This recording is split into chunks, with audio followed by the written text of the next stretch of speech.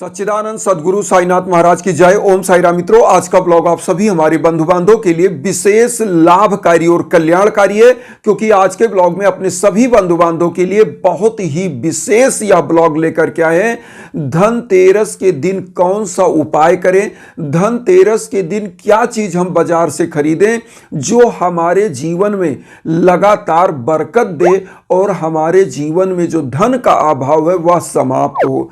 क्योंकि बहुत सारे ऐसे परिवार हैं जो सोना चांदी तो नहीं खरीद सकते, तो आज हम सोना चांदी की बात ही नहीं करेंगे, कोई महंगे चीज की बात नहीं करेंगे, केवल 5 से 10 रुपए के सामान की बात करेंगे जो आप ले करके आइएगा।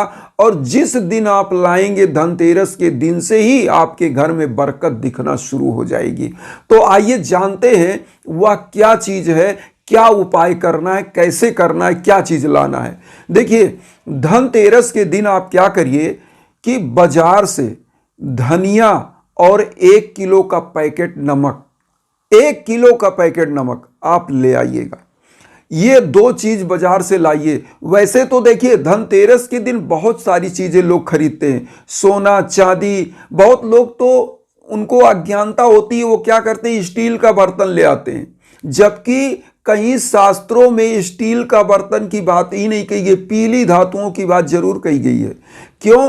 क्योंकि पीली धातु धन क्या है, जो लक्ष्मी से संबंधित हो। पुरातन समय में जो धन माना जाता था वह सोना चांदी को माना जाता था।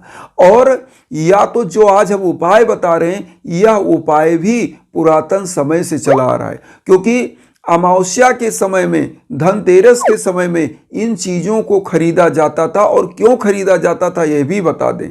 जो हमने धनिया बताया, धनिया क्या करता है, आपके घर में शुभ वातावरण बनाता है। धनिया धन का प्रतीक है, जो मां लक्ष्मी को अति प्रिय है। तो धनिया लोग लाते थे, और धनिया इसीलिए लाया जाता है कि यह शुभ वातावरण बनाता है। नमक क्यों लाते थे यह भी समझिए। नमक नकारात्मक ऊर्जाओं को, बुरी शक्तियों को समाप्त करता है। और जब आपके घर में बुरी शक्तियां, नकारात्मक ऊर्जाएं नहीं होंगी तो धन लक्ष्मी के आगमन का मार्ग प्रशस्त होगा। तो आपको अब उपाय कैसे करना, यह आप यहां ध्यान दीजिए। ले आया तो ले आने से कुछ नहीं होगा। अब यहां ध्यान दीजिए, आप धनिया ले आए मार्केट से, चाहे नमक ले आया, हम तो कह रहे हैं धनिया नमक दोनों ले आइए, ज़्यादा महंगा आपका नहीं पड़ेगा। मतलब मान के चलिए नमक सस्ता वाला ही ले आइए और धनिया ले आइए, तो आपको मान लेते हैं 10, 20, 25, 50 रुपए में ही हो जाएगा। तो आप इतना चीज़ ले आएंगे। अब उसके बाद आपको क्या करना, धनिया को लाल कपड़े में सिक्का डाल के बांध दीजिए। सिक्का डाल के अपना संकल्प लेकर बांध कर, और नमक का पैकेट खोलिए नहीं। नमक धनिया आप क्या करेंगे, सबसे पहले आपको जो है धनतेरस के दिन शाम के टाइम जब सूर्य अस्त हो जाए, सूर्य की मतलब किरणें धरा पर ना आ रही, जब सूर्य अस्त हो जाए तो इस पूजा को करना है। कैसे करना है? सबसे पहले इस दिन कुबेर भगवान, लक्ष्मी जी का, धन्वंतरी जी का, समस्त देवी देवताओं का, गणेश भगवान, विष्णु भगवान, लक्ष्मी जी का पूरी प्रतिमा को एक चौकी पर लाल आसन बिछाकर सजा दीजिए। आपको लेना क्या है, अब यहां ध्यान दीजिएगा। उपाय करना है तो उपाय में तो लेना क्या पड़ेगा, 13 दीप। धनतेरस के दिन अगर 13 दीप आप जलाते हैं, चाहे घी का दीप हो, चाहे तिल के तेल का दीप हो, चाहे सरसों के तेल का दीप हो, ये 13 दीप, तेरस है, ये धनतेरस है तेरस के दिन, तो 13 दीप जलाने से 13 गुणा, उसका 13 गुणा फल आपको प्राप्त होता है। तो 13 दीप गिन करके आपको पूजा स्थान पर जलाना है। और इन 13 दीप को सबसे पहले कहां कहां रखना है ये भी ध्यान दीजिएगा। सबसे पहले आप जो धनिया लेकर के आए बाजार से, जिसमें 1 रुपए का सिक्का कुछ डाल करके आपने बांधा लाल कपड़े में, और नमक, उस सामने, उस नमक धनिया के सामने सबसे पहले वहां पर एक दीप आप जला दीजिए। उसके बाद गणेश भगवान, लक्ष्मी जी के सम्मुख, धन्वंतरी भगवान के, कुबेर भगवान के सम्मुख दीप वहां पर ज्वलित करिए, देवताओं के सम्मुख। उसके बाद अब यहां देखिए, किचन में सबसे पहले पूजा कक्ष के द्वार पर एक दीप, पूजा कक्ष के द्वार पर जहां पर आप पूजा कर रहे हैं वहां एक दीप, पूजा स्थान पर तो आप रख ही दिए हैं, तो एक दीप वहां, एक दीप आपको अपने घर के मुख्य दरवाजे पर, और मुख्य दरवाजे पर इस चिन्ह, चूंकि धनतेरस है तो एक ही दीप ना रखे, द्वार के दोनों तरफ, दाएं बाएं दोनों साइड में, अंदर साइड या बाहर साइड, वैसे तो बाहर की तरफ आप दीप रख दें। उसके बाद किचन में एक दीप जरूर रखिएगा। आपका जो कूड़ेदान होता है, कूड़ेदान के पास एक दीप जलाइए, कूड़ेदान के पास जला दीजिए। किचन में जहां पर आप बर्तन धुलते हैं, सिंक के पास एक दीप जलाइए। और इन दीपों को जलाने के बाद एक दीप आप ध्यान दीजिएगा तुलसी जी के सम्मुख जरूर जलाइए, अपने घर के जो इष्ट देव हैं उनके पास। और यम भगवान को, यमराज को दक्षिण कोने की तरफ एक दीप जरूर रखिएगा, वो यमराज का होता है, पितरों का दीप होता है। तो ये दीप आप रख लीजिए। और 13 दीप को आप अपने जो बच जाएं उनको अपने घर के छत के ऊपर, मुख्य दरवाजे के आसपास, जहां पर आप और स्थान है देवी देवताओं के, वहां सजा सकते हैं। और जो दीप बचे पूजा स्थान पर स्थापित कर दीजिए। अब आपको यहां ध्यान देना है कि ये आप जो धनिया रखे कितने दिन रखे रहेंगे वहां पूजा स्थान पे। धनतेरस के दिन आपने उपाय किया, दीपावली वाले दिन, अमावस्या के दिन वहां रहेगी, ये पड़ी रहेगी, वहीं पर रखा रहेगा, पूजा आपका चलता रहेगा।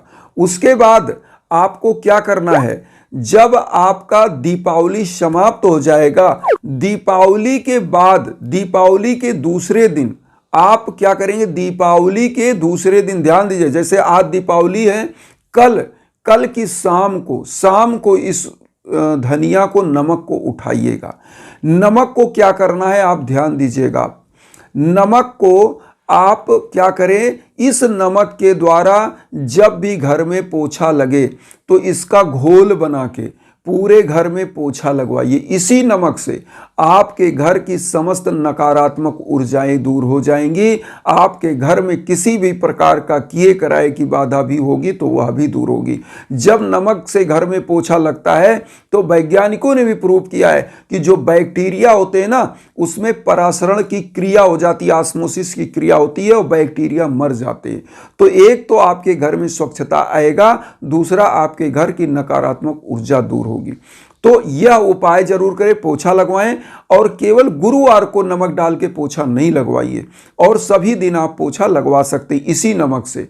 तो इस नमक का एक उपाय। धनिया क्या करना है, जो आपने लाल कलर की पोटली बनाया, सिक्के डाल के बांधा है, इसको माँ लक्ष्मी को प्रणाम करते हुए अपनी घर की तिजोरी में या मुख्य दरवाजे पर भी इस पोटली को कहीं बांध के आप लटका सकते हैं।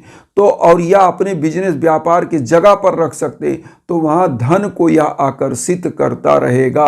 और इस धनिया को जब तक आप रख सके तब तक रखें। और जब यह धनिया आपको लगे कि अगले साल आ रहा है अब धनतेरस, तो उस समय क्या करें, इस धनिया को सिक्के सहित निकाले ही नहीं, इसको किसी पवित्र नदी सरोवर में प्रवाहित कर दें। ऐसे बधा बधाया प्रवाहित कर दे, सिक्के सहित प्रवाहित कर दें।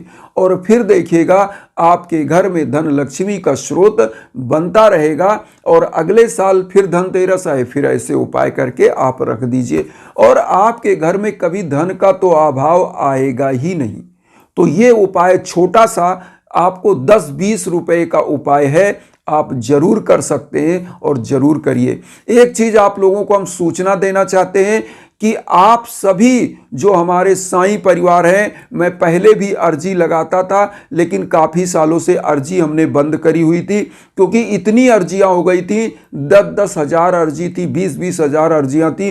तो उस सभी पर ऊर्जा देना होता है, और उसके बाद मंत्र जप होता है, तो बहुत ज़्यादा उसमें क्राउड हो गई थी। लेकिन मैं फिर अर्जियों को शुरू करने वाला हूँ, शुभ मुहूर्त में शुरू करूँगा, इसी धनतेरस के समय से ही शुरू हो जाएगी अर्जियां लगना।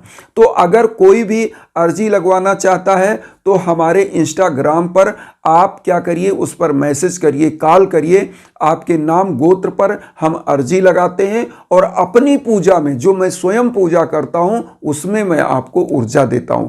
अगर आप यज्ञ आजन हवन पूजन कराना चाहते हैं तो वो भी वहां बात हो जाएगी, आपके लिए यज्ञ आजन हवन पूजन होगा। होगा, क्योंकि आपके नाम गोत्र पर संकल्प होकर मंत्रों का जप होकर के हवन होता है, तो उसमें 10 से 12 दिन आपके लिए पूजाएं चलती हैं। तो वो अलग विधा है, लेकिन जो अर्जी है वह हम फिर शुरू करने वाले हैं, क्योंकि हम चाहते हैं, हमारे बहुत सारे ऐसे साईं परिवार हैं जो यह कहते हैं कि गुरुदेव आप अर्जी लगाइए, हमारे लिए अर्जी लगाइए, क्योंकि बहुत सालों से हमने अर्जियां बंद करी हुई थी बीच में, इसलिए कि बहुत सारी अर्जी हो गई थी। और अर्जियों को लगाने का मतलब होता है कि उस पर अपनी पूजा करिए, तो माला करके जप करके, फिर उसमें क्या होता है, अर्जी का एक समय तक उसमें 3 महीने 2 महीने 4 महीने 6 महीने तक उस पर अर्जी पर माला जप होता है, फिर उसका तर्पण मार्जन हवन हो जाता है। तो वो मैं अपने खर्चे में अपने थ्रू करता हूं कि हमारे जितने परिवार जुड़े हैं उन सभी का कल्याण हो। तो आप लोग अगर चाहते हैं अर्जी लगवाने के लिए, यज्ञाजन हवन के लिए, तो हमारे इंस्टाग्राम का जो लिंक है pathak.abhay015, उस पर मैं लिंक का वीडियो में देता रहता हूं, उस पर आप कॉल कर सकते हैं, मैसेज करिए और बात हो जाएगी, तो आपकी अर्जी भी लगेगी, आप यज्ञाजन चाहेंगे वो भी होगा। तो कहीं भटकना नहीं है, आप उस पर संपर्क करें। इन्हीं भावनाओं के साथ एक चीज और कहेंगे कि वसुदेव कुटुंबकम की जो भावना हम लेकर चलें, उसमें आप सभी लोग चैनल को सब्सक्राइब करके जरूर जुड़ें, क्योंकि इससे हमारा आपका एक कनेक्शन, एक बॉन्डिंग बनती है और हम आप जुड़े रहते हैं, हमारी वीडियो आप तक पहुंचती रहती है। इन्हीं भावनाओं के साथ ओम साई राम।